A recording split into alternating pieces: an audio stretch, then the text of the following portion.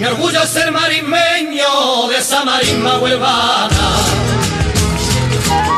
de esa marisma huelvana. Mi orgullo es ser marismeño de esa marisma huelvana, donde crecen los helechos, la amapola y la caña,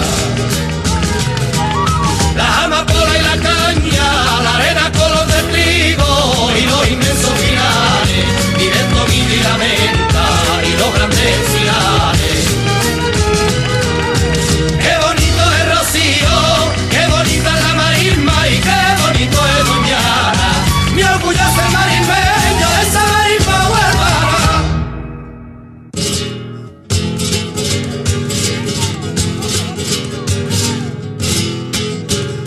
A la luz de las candelas, con el Marsella en los hombros,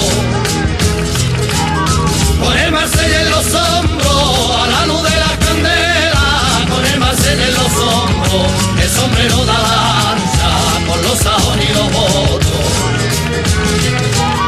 con los sajones y los votos, me estoy tomando una copa entre mucha y buena gente, y con ese olor tan puro, qué bonito está el ambiente.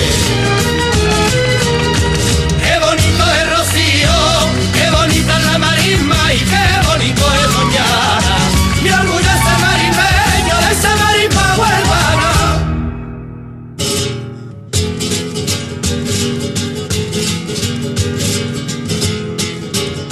Sin dormir nada en la noche, veo las claras de la aurora, veo las claras de la aurora. Sin dormir nada en la noche, veo las claras de la aurora, y escucha el tamborilero que va anunciando la hora, que va anunciando la hora. Le echo un pienso a mi caballo, voy a lavarme la cara, a tomillo y al romero, huele la cara mañana. Qué bonito es Rocío, qué bonita es la marisma y qué bonito es Doñana. Mi orgullo es el marismeño de esa marisma huelvana.